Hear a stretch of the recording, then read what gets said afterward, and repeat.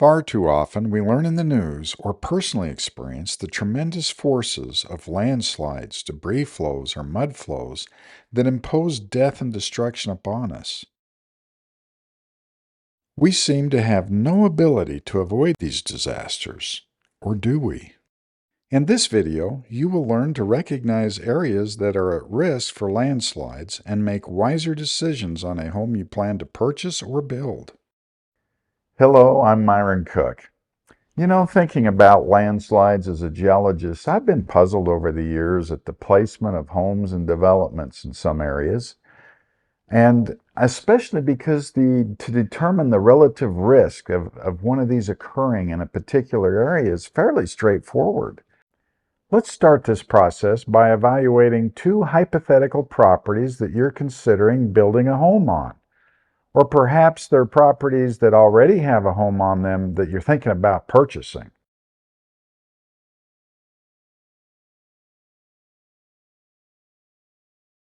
Looking from above, we see a very nice place to locate a home. The views down the mountain from the potential home site are incredible, aren't they?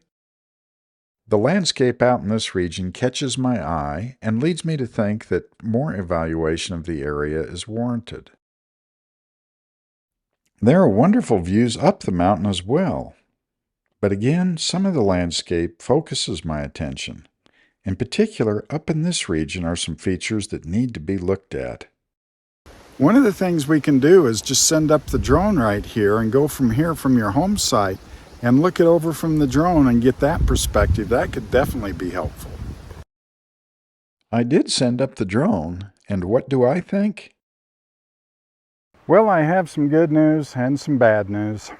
The good news first.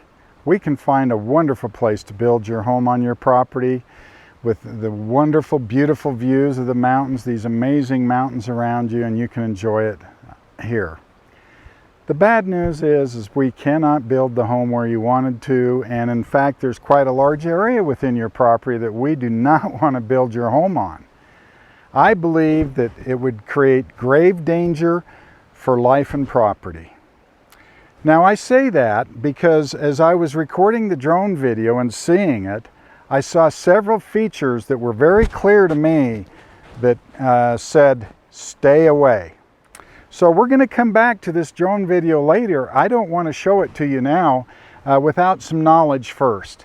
So let's go forward and learn more about landslides and mass wasting and all that.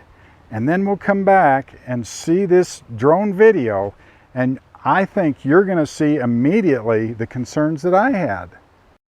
What I love about field geology is it gets you outdoors exploring areas that are often overlooked by others and help you visualize our wonderful Earth's history.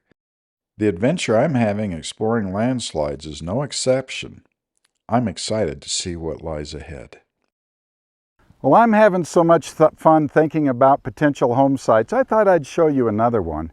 This is really a nice area. We've got a pond here with a little hill in the pond, interestingly. And there's several ponds scattered about, which you'll be seeing. And I want you to think about this as a potential home site, right about where the camera is, right where you're looking at me right now. And you'll have the opportunity to evaluate this more carefully. I'm going to show you a 360 view so you get a feel for the area, kind of low down as if you were standing here. And then later I'm going to show you a drone view where we back out and see the big picture and let you evaluate it after you have more information about what to look for in landslides.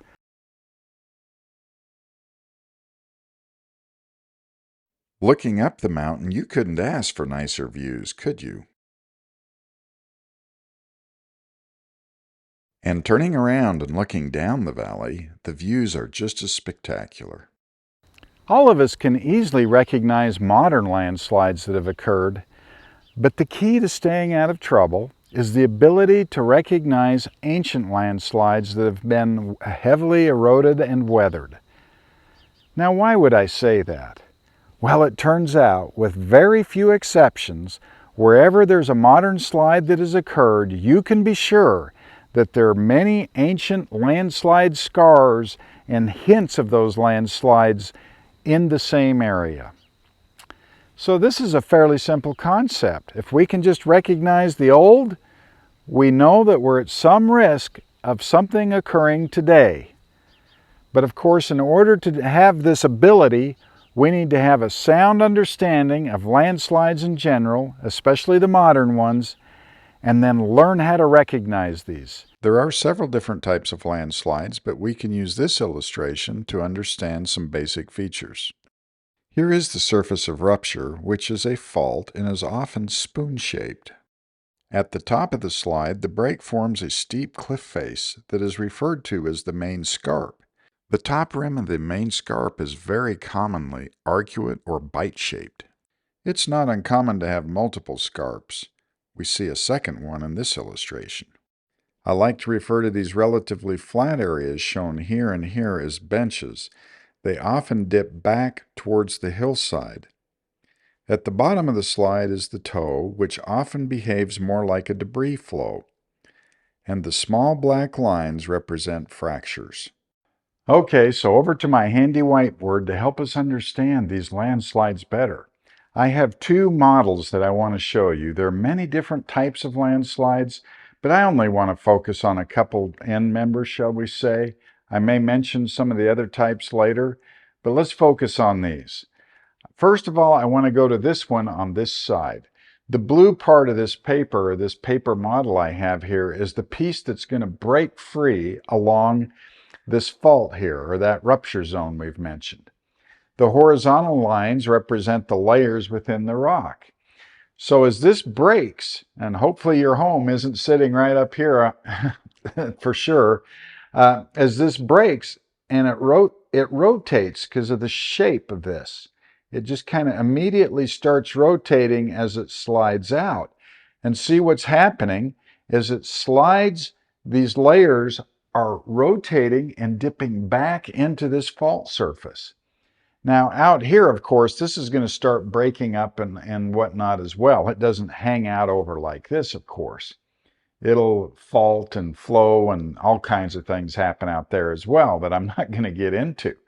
The main point is it's rotational and you maintain more of a block-like status. Okay, now to discuss this side here, this other end member that I want to discuss. I like to refer to this as the slumping model. We'll call it that. Now the shape of the fault, or this rupture surface, is a little different here. And the behavior of the rock, of this block that slides, changes because of that. Watch what happens when I slide this out along this fault, here like this. There's, in theory, a big gap that's forming between this block that's sliding and the Mother Earth, I'll call it, over here. And of course that can't occur. It bends and deforms and folds back in to fill that hole there that I've got here. You never have that gap. So what does it look like? Well, you have some rotation and some bending, and let me show you a quick sketch of what it does look like. And so we have this folding, but notice all the rock, the layers, and the mass of the surface dips back towards this fault. Here is a nice example of a large slump, showing the head scarp and the rounded hill below it. The gray color is caused by thousands of dead trees. If you look closely, you can see a small lake or pond back in the shadows here. In large landslide complexes, there are often many of these hills of various shapes and sizes scattered about. Okay, another sketch on the whiteboard to help us out. This dashed red line shows the land surface prior to the landslide occurring. The blue is the material. The blue down to this red here is the material within the landslide that occurred. So I've depicted some slumping or rotational blocks here. Now it's fairly common for at the base of these slides, these slumps or rotational blocks, to develop into a debris flow, which is kind of scary because they can move up to 35 miles an hour and run out down the mountain several miles. So here the land surface has dropped. Here we've deposited material on top of the original land surface. I was hiking in this area right here where the land surface has dropped some and moved out and found something interesting. Let's take a look. Here we see that the earth is being torn apart.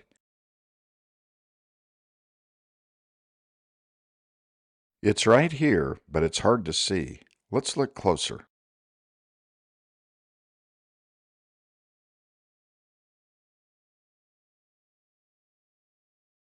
Sometimes you get really lucky and you have something that helps you understand the processes involved, the forces involved, and how quickly they can occur. This is a steel casing of a well. It looks like it's half-inch steel, really heavy, and look how much it's bent over. So we know the slide is moving that way. That's fairly obvious, but the forces involved in here to bend this over. And then another fascinating thing is at the time that this well was abandoned, the ground level was probably about to right here. So the whole surface has dropped down. And that's what happens during slumping events and creeping events and slow landslides, well, fast ones too. But the whole surface of the ground, on average, is dropping and moving out. Let's examine some examples of modern landslides. This is a small-scale slump. Two bite-shaped scarps are easily seen with a bench between them. This one doesn't show any evidence of fluidization and therefore develops slowly, likely over a few days. Notice that in this case, the slope of the land is quite low. Here we see a small one on a relatively modest slope. The head scarp is easily identified along with several benches on down the slope. There are indications of minor flow in the lower area.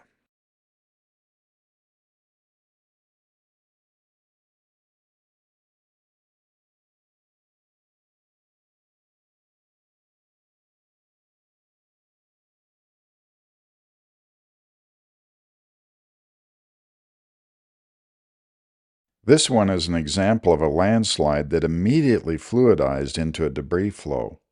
Although relatively small, it could easily destroy homes and even threaten life. Down at the toe of the slide, you can easily see a series of small arcuate ridges indicating flow.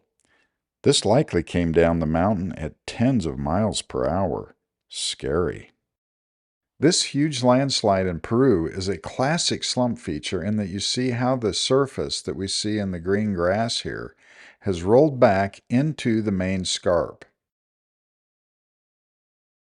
And this large landslide in Puerto Rico shows several large blocks with benches on top that work down the slope.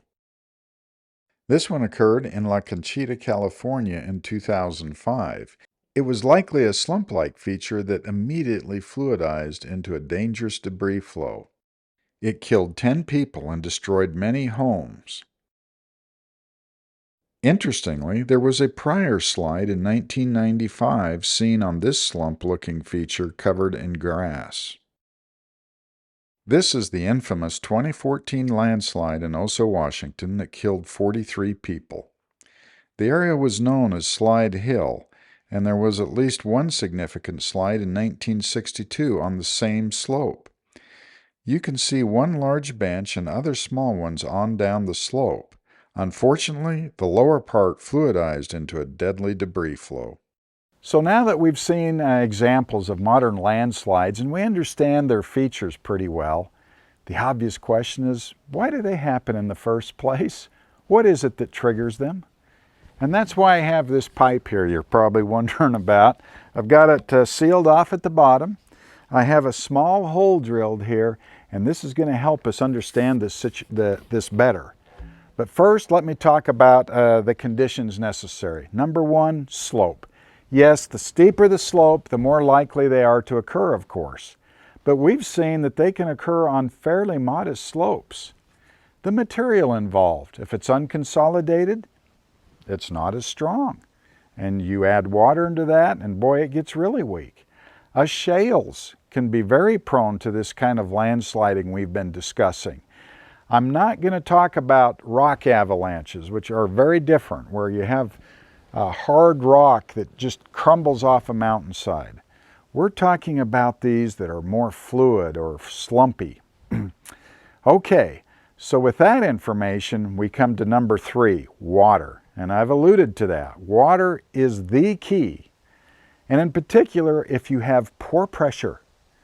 And what is pore pressure? That's simply pressure within the spaces between all the grains of rock. You have spaces or pores. You put water, if it's fully saturated, you build up pressure.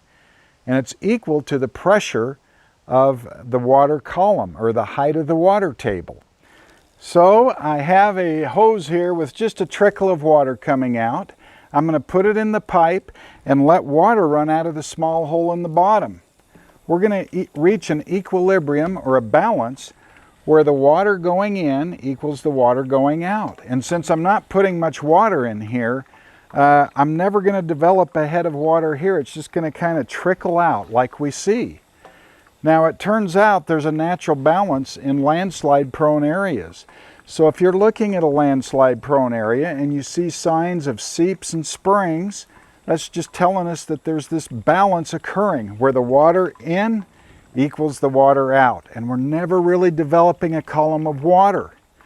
Now, if you get a lot of rain and you start putting a lot of water into the system, then you start building pore pressure that I talked about. It's at 0.43 psi per foot. For this guy, it's 5 feet. If I let it build up to 5 feet, I have 2.1 psi. Let me do that. So I'm going to turn this all the way up, and I'm going to set it in here.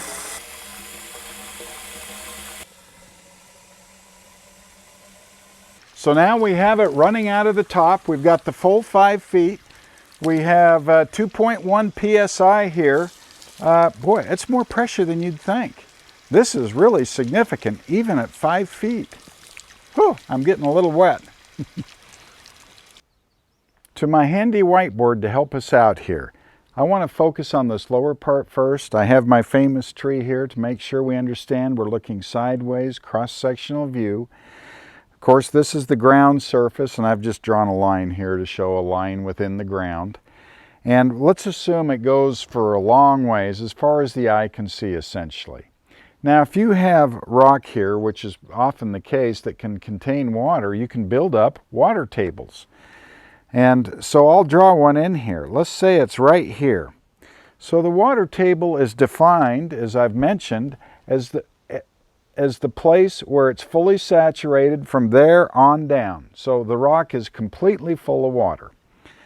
But here it's very stable because there's pressure exerting in all directions. It's kind of like having water in a bucket. The pressure is the same in all directions sideways. That's a whole lot different than up here in this sketch. So here we have a hillside. Let me draw in a water table prior to a slide. Let's say it's out here in the flats, and as it comes up, it kind of intersects the surface and comes out here like so. That's fairly common in a hillside if you have a lot of water coming in from rains and things. That's kind of the normal, we'll say. And you'll develop a spring right here.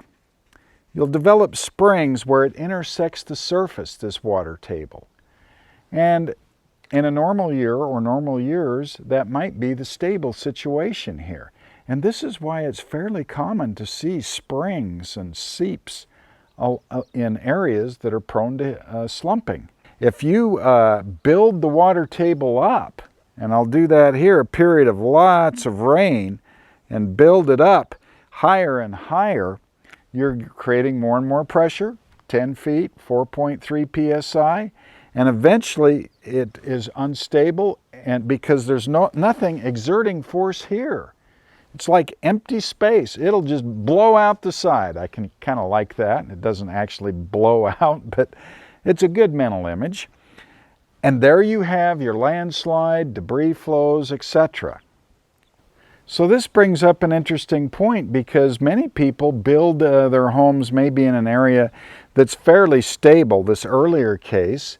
And what do they first thing they do? They have a home up here. They want to have a big, nice yard. and they start adding water to the system. Well, there are many cases where that occurs. They build up the water table, it's unstable, they create a debris flow or landslide, and off goes their home, or worse. Okay, another interesting point I want to make is oftentimes you'll have maybe really hard rock up here. Big cliffs of rock, I've seen this, but underneath it are weaker rocks. And you build up the water table here, it blows it out off the side, creates a debris flow, landslide, and of course if you're removing material here, this is very unstable, and now you have these big rock avalanches right along with it. And that's not so uncommon either. Here is an example of what I was talking about. The massive cliff that is broken away here came down on the debris flow below. The contact between the mudstone and the volcanics above it is about here. Let's zoom out and take a look at this huge debris flow.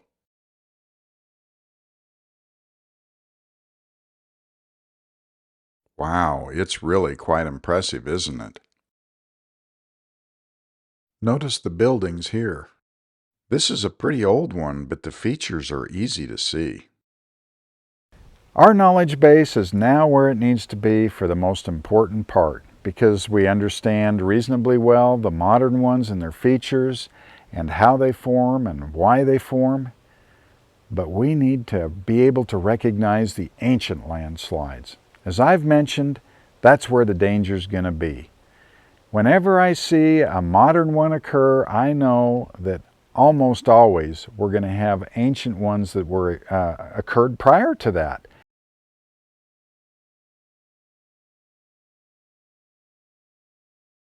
Now that we've seen modern examples of landslides, let's start to unlock the secrets of ancient landslides and learn to recognize them even when the clues are subtle.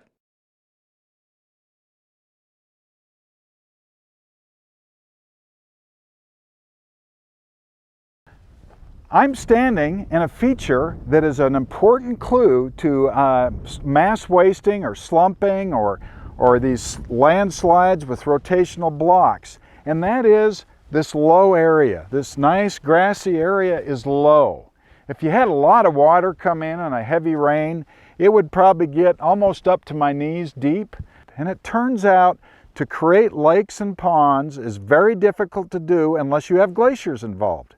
So really the vast majority of ponds and lakes and low closed areas like that are from glaciers. However, there's another process that's the second most common. If you're away from glaciers, it's landslides and slumping, where you rotate these blocks and get low areas like this one. We're going to look at this with the drone and then tie it into the bigger picture and see what's going on and see how this gave us clues to what is happening out here.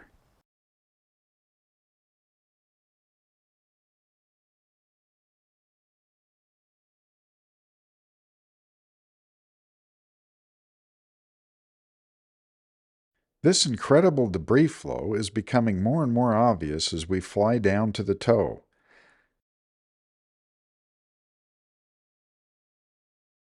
Zooming in, we can see just how ominous it is. It's about 650 feet wide, over a half a mile long, and 80 to 100 feet thick. It came down a pre-existing canyon, with sides we see in the red rock on the right and on the left side. Now let's look in another direction from high above the low area.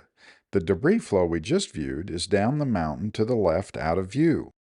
When I view this scene, I draw a geologic cross-section in my mind. Let me show you what I mean. I visualize three faults forming scarps with two benches marked in red. The dashed part of the blue faults is what is underground. Here, I've blacked out the area that is underground to help you further visualize the scene along with me. Isn't this fun?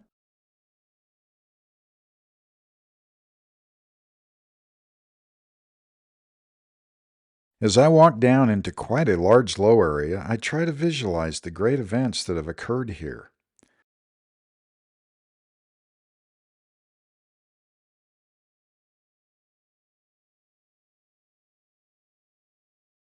From above, you can see a vast terrain of hummocky rolling hills mixed in with low areas.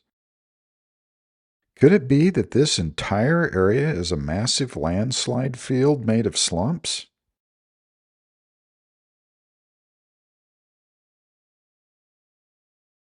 Let's see what we think from a Google Earth perspective.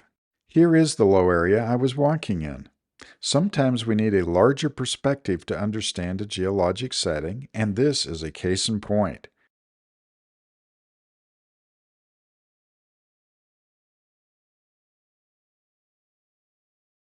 I see two massive landslide complexes here and here. The distance across them is about 3.5 miles, and are 100 to 200 feet thick. Boy, this is really hard to get your head around, isn't it? Looking closer, we can see a few more details. All up and down this valley are similar landslide complexes. Believe it or not, in a nearby valley, there are many homes built on similar complexes. Well, we see some minor breaks in the Earth's surface here, forming these series of small benches. Let's see what it leads to.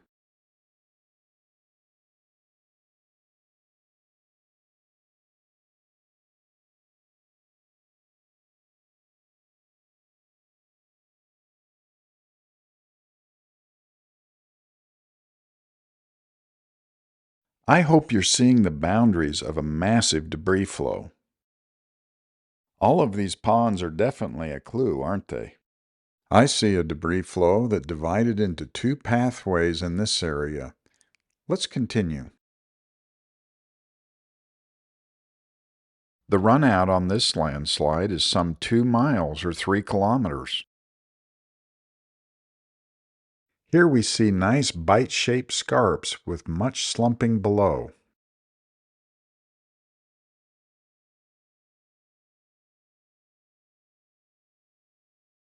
It's quite easy to identify the scarp and the slump in this old landslide. But in another case, this one isn't so obvious, is it? What do you think of this terrain? It sure has a hummocky look to it, doesn't it? Some would say rolling hills. The whole mountainside is a mix of slumping and debris flows. It can be very helpful to know the name of the sedimentary or rock layer that shows evidence for landslides. By knowing this information, you can correlate and/or identify the layer over large areas and pay particular attention to it. The sequence we've been observing is shown here in this stratigraphic chart showing the rock layers. It is some 1,000 feet thick and is dominated by shales. Here is another view of this sequence about 30 miles from the prior area we viewed. It sure looks similar. Notice the ponds. Following this sequence 100 miles across the basin, we see that it is prone to slides where several homes were destroyed. This looks familiar, doesn't it? But let's see what we see adjacent to this debris flow. What about this area here? I think it's the bulging toe of an ancient debris flow with large boulders on top of it. Continuing further, I see two bite-shaped scars from small slumps.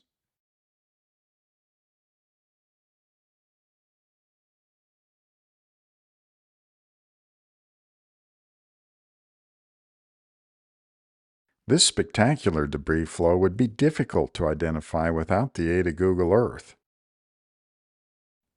The head scarp is way up here. Are you ready to have some fun? You're going to be the geologist that evaluates a few areas for potential landslide risk. This would be great practice for you in your own situation. Now, not to worry, you can always have a geologist look at your property. I know one well that could help you out, and I've included his contact information in this description to this video. So let's get started looking at these areas. Well, here we go. You're the geologist. What do you think about this potential area in Idaho as a development? Are there any hints of old landslides that you can see here? A developer is proposing to place homes here. What do you think? I'll point out just a few of the features that I see. How about this nice headscarp along here? And right below it, as you might expect, is a nice flat bench, which of course makes a nice area to put homes on, doesn't it? I see green areas that suggest water weeping out through the rock. And also I see a very nice slump feature right here. Thanks to Google Earth, we can go through time and see what happens. Homes were built along the bench we were talking about, right below the headscarp.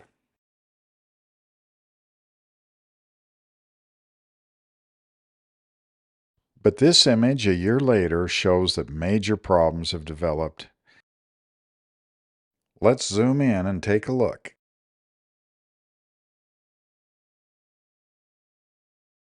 This big fracture that developed certainly caused a big problem with these homes. It seems that California is in the news all the time about landslides. Let's review just two areas to see what you think. I see an ancient headscarp here that has the classical bite shape to it. Also note the greener vegetation here. It's kind of difficult to see, but there's a whole row of homes at the top of the headscarp here. In a different area of California, again it looks as though these homes are built along the top of a headscarp. Here we see a nice mounded slump feature. Moving along, let's go to another state where the terrain is heavily forested. This will be more challenging because the trees can hide details. I see a bite-shaped headscarp, a mounded slump feature here, and it looks like two small landslides here and here.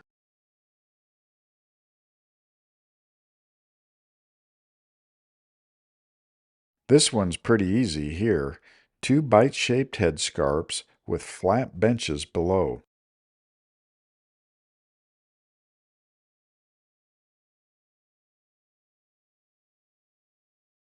There are certainly some classical features here we can see in this location. I see a main headscarp and then two smaller headscarps below it.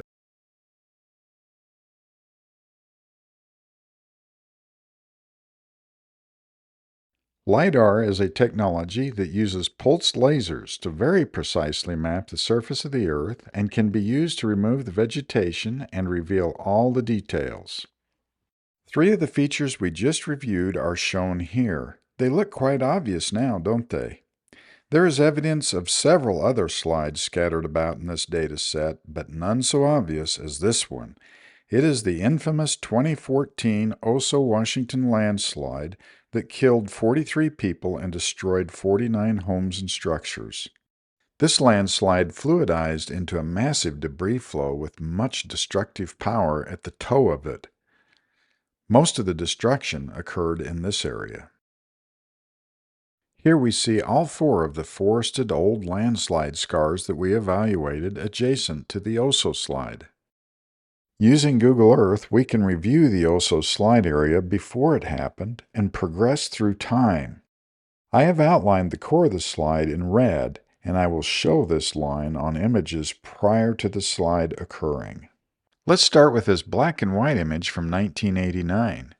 You do see a few bare spots that are suggestive of active sliding occurring.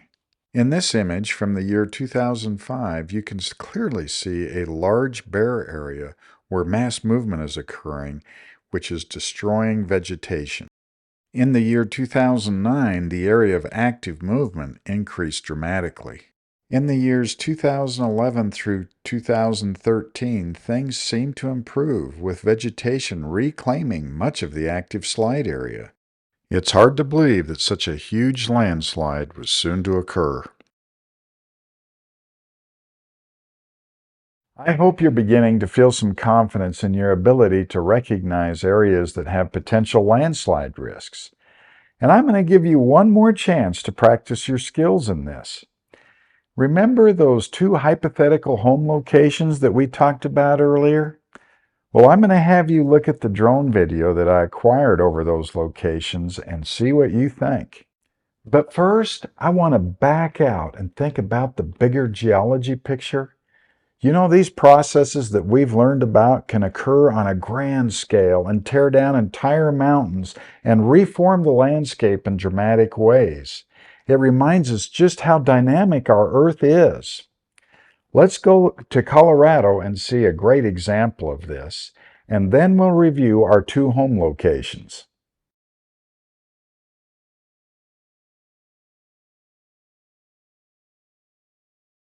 This is the Grand Mesa area of western Colorado.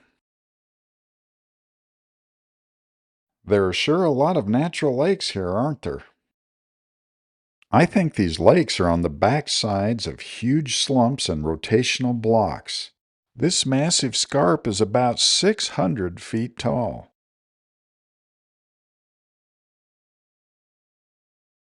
Zooming out, we can see that this mass wasting occurs over a huge area. The width of the area affected is about 10 miles, and the length is some 25 miles long and goes beyond the view here.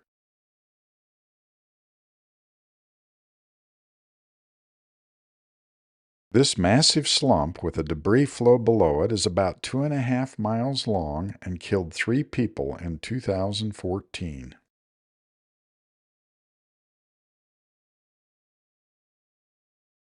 Here we see huge numbers of dead trees on the slump and the lake that formed behind it.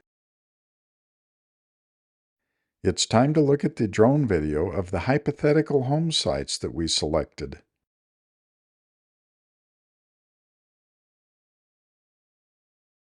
This is a pretty dicey location, isn't it?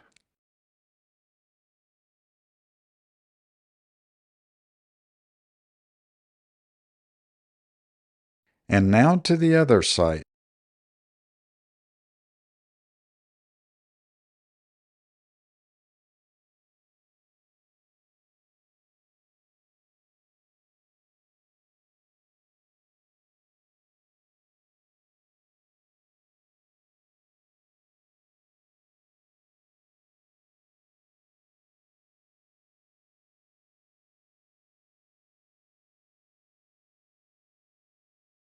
There is a whole train of slumps and debris flows above this site. It could be quite dangerous.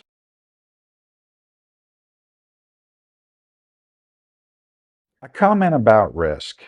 Risk is really difficult to define in this situation, to define it precisely. I think the best we can do is say have 3 categories: low, medium, and high risk.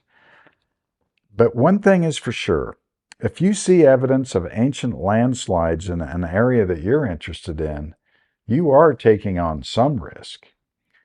There are some locations that under no circumstances would I ever build or buy a home on. But there are also others that have some landslide risk that I could see myself buying or building on. The key here is to be properly informed of the risk that you are undertaking. Well, that's the end of this video. I hope you've enjoyed it, and I hope it's been educational. Thank you for watching.